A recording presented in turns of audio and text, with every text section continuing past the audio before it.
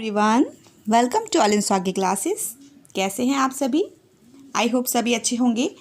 तो आज हम लोग क्वेश्चन नंबर 1 से लेकर क्वेश्चन नंबर 5 तक सॉल्व करेंगे ऑफ एक्सरसाइज 7.1।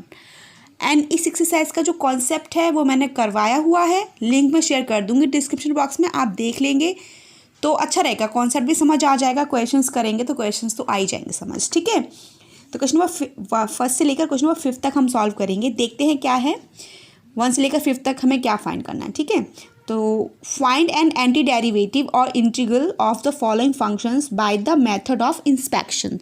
ठीक है, हमने 1 से लेकर 5 तक क्या करना है, एंटी डेरिवेटिव फाइंड करना है, या हम एंटी डेरिवेटिव बोलें या फिर इंटीग्रल बोलें। ये मैंने कॉन्सेप्ट में आपको बहुत अच्छे से समझाया हुआ है ना कि एंटी डेरिवेटिव और इंटीग्रल सेम ही होते हैं, क्या है कैसे फाइंड करना वो सब। ठीक है, तो वही एंटी डेरिवेटिव और इंटीग्रल फाइंड करना है by the method of inspection. By the method of inspection से फाइंड करना है। ठीक है, एग्ज़ाम में क्वेश्चंस बहुत कम आते हैं, मतलब कहें तो आते ही नहीं हैं। अगर बाई चांस आ भी गया तो 1 नंबर में आएगा। ठीक है, ईजी है, बहुत ईजी है, क्योंकि हम अभी डिफ्रेंशिएशन करके आए हैं, हमने डेरिवेटिव फाइंड करने सीखे थे।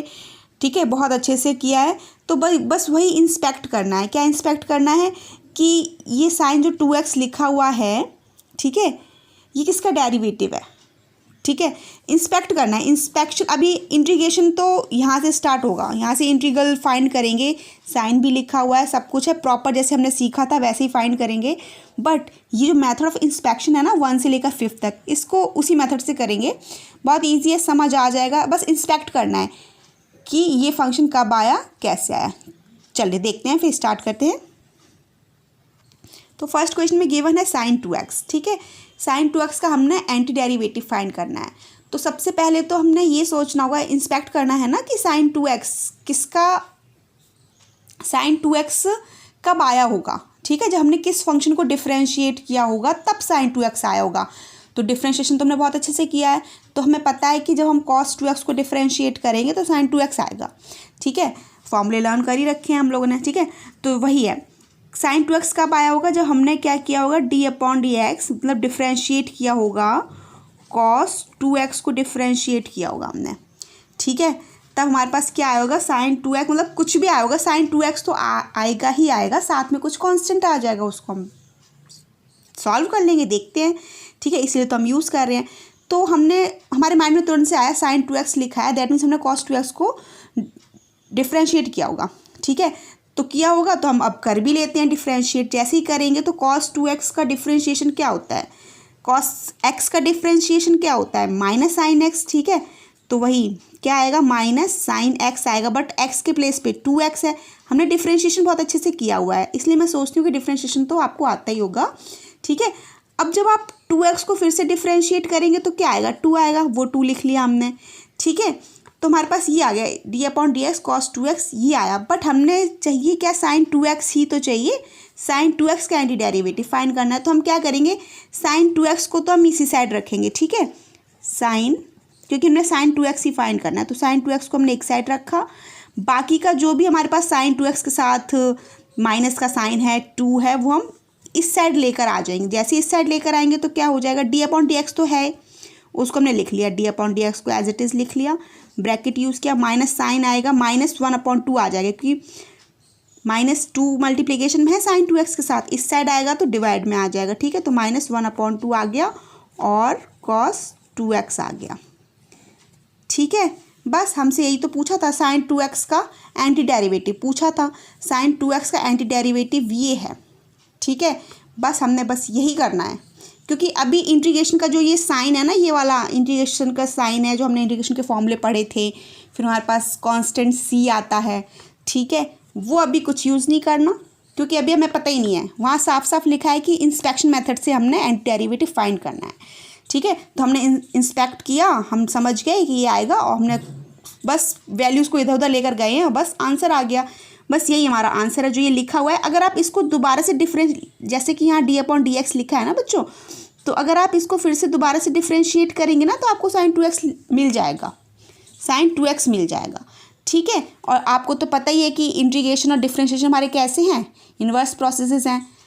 ठीक है, तो बस यहीं से हमारा आंसर आ जाएगा, देयरफॉर एन एंटी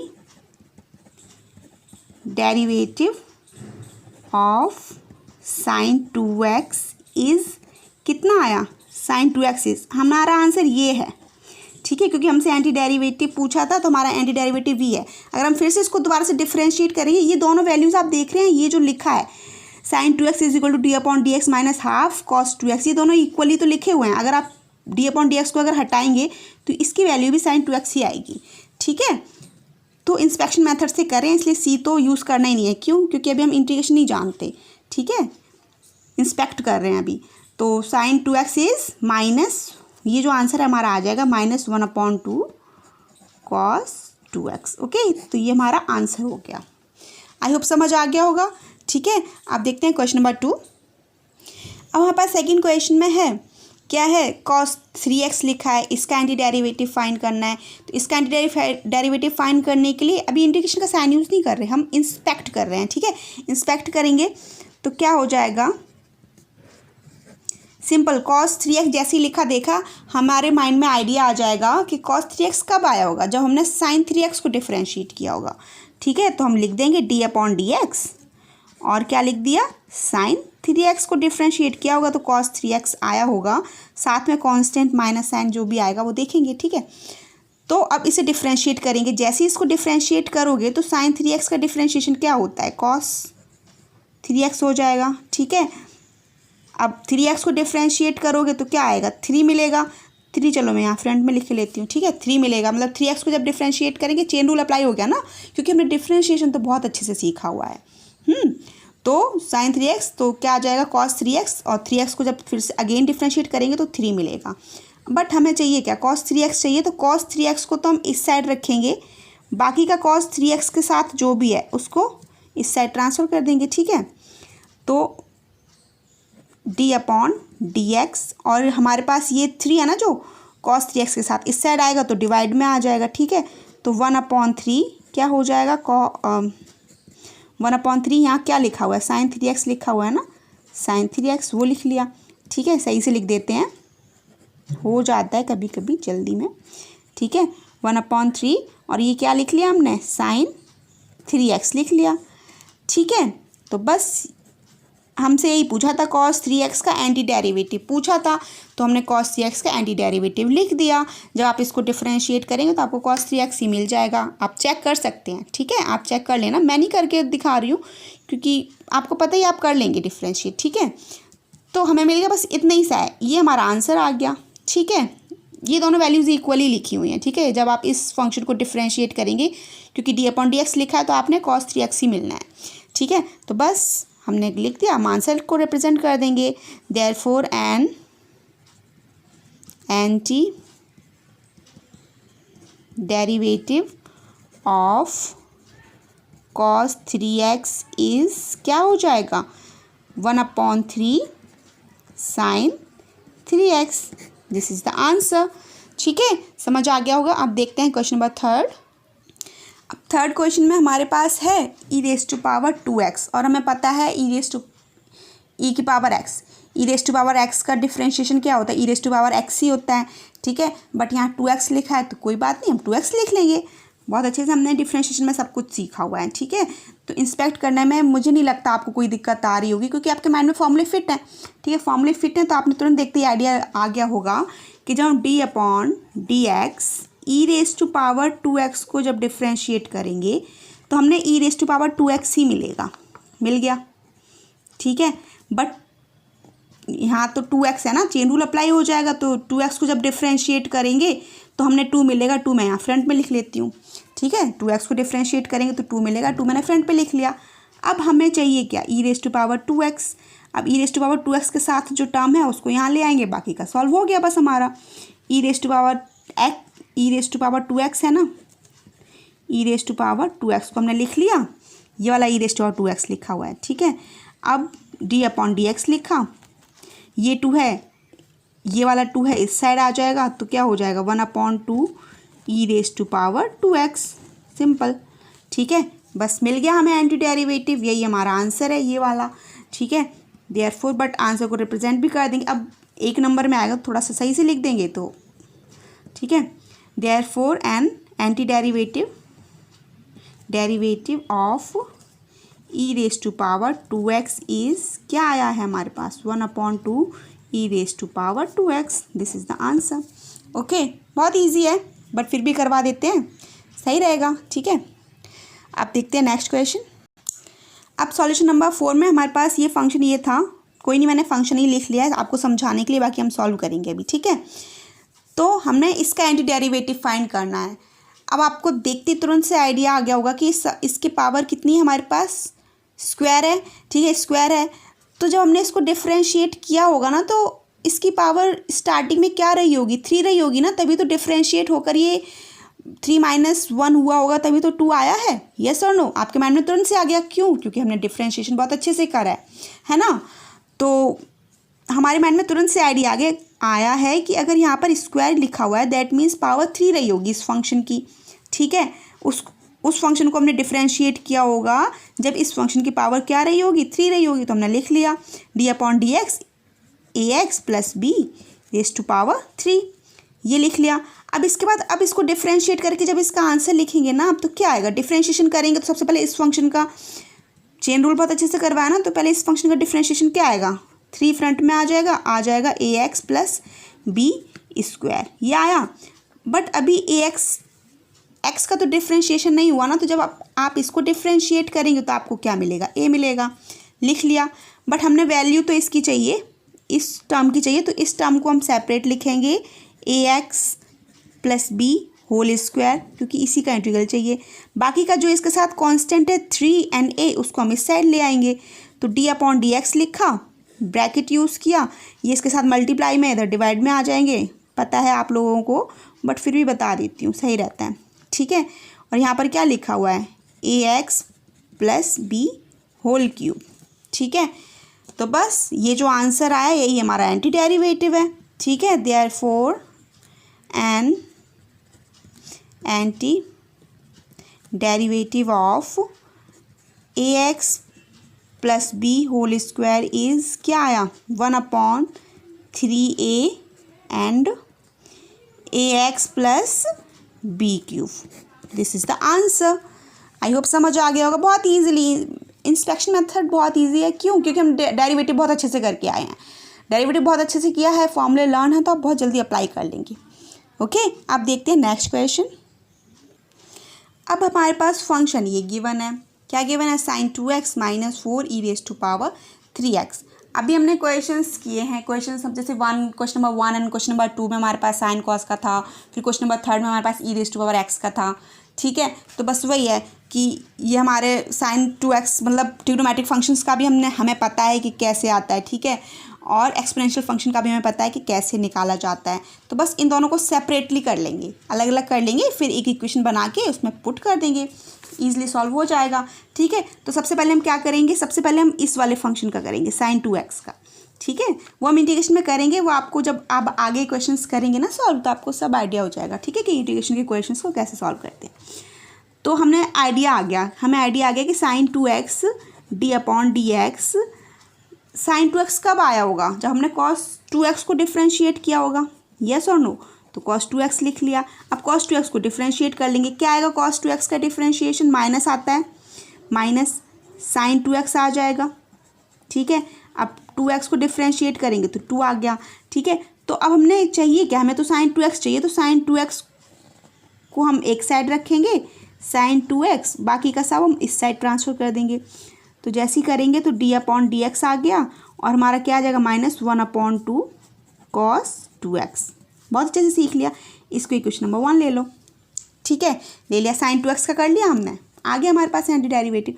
अब 4 तो कांस्टेंट है, हमने सिर्फ e raise to power 3x का कर लेंगे, फिर 4 तो हम ऐड कर ही देंगे, ठीक है। तो e raise to power 3x कब आया होगा, जब हमने e raise to power 3x को ही डिफ्रेंशिएट किया होगा, ठीक है, लिख लिया हमने। 4 कांस्टेंट है, 4 को हम बाद में इक्वेशन में जब पुट करेंगे तब लिख लेंगे, ठीक है। अभी सिर्फ e raise to power 3x को करेंगे डिफ्रेंशिएट ही तो कर रहे हैं, और क्या है ना, क्योंकि e raise to power 3x inspection method है ना, समझ रहे हैं आप लोग। अब कर लिया हमने d/dx e raise to power 3x लिख लिया, क्या आएगा इसका differentiation, e raise to power 3x ही आएगा, ठीक है। बट 3x को डिफ्रेंशिएट करेंगे तो क्या आएगा, 3 आ गया। बट हमने चाहिए तो ये वाला ई रेज टू पावर 3x है, तो हमने ई रेज टू पावर 3x लिख लिया is equal to d upon d x, और ब्रैकेट में लिख लिया 1/3, ये 3 इधर आ जाएगा और e raise to power 3x। Confuse मत होना क्योंकि ई रेज टू पावर यहाँ भी लिखा हुआ है, ई रेज टू पावर यहाँ मतलब ई रेज टू पावर 3x यहाँ भी है और e raise to power 3x यहाँ भी है। कन्फ्यूज मत होना, हमेशा इस वाली साइड, ये वाली साइड चाहिए होती है हमने, ठीक है। तो ये वाली साइड हमने लिख ली, बाकी का जो इसके साथ मल्टीप्लाई में था वो इधर डिवाइड में आ गया, कर लिया हमने, ठीक है। अब हमारे पास 4 लिखा हुआ है तो कोई नहीं, हम 4 अभी नहीं, कोई नहीं, इक्वेशन नंबर 2 लिख लिया, ठीक है। फ्रॉम इक्वेशन 1 एंड 2 अब क्या करेंगे हम, फ्रॉम इक्वेशन 1 एंड 2 आप लोग कर लेंगे, आप लोग तो जल्दी भी कर लेंगे, ठीक है। बट मेरा क्या है, मैं स्टेप बाय स्टेप ही करवाती हूँ तो सही रहता है, ठीक है। सभी बच्चों को समझ आ जाएगा, किसी को कोई प्रॉब्लम नहीं आएगी, इसलिए। तो फ्रॉम इक्वेशन 1 एंड 2 क्या हो जाएगा, sine 2x minus 4 e raise to power 3x is equal to, जैसे आप पुट करेंगे ना तो साइन 2x की वैल्यू क्या आ रही है हमारे पास, अब देखेंगे आप डी अपॉन डी एक्स यहाँ भी है और डी अपॉन डी एक्स यहाँ भी है, तो डी अपॉन डी एक्स तो हमने कॉमन ले लेंगे, कॉमन ले लिया, ठीक है, कॉमन ले लिया।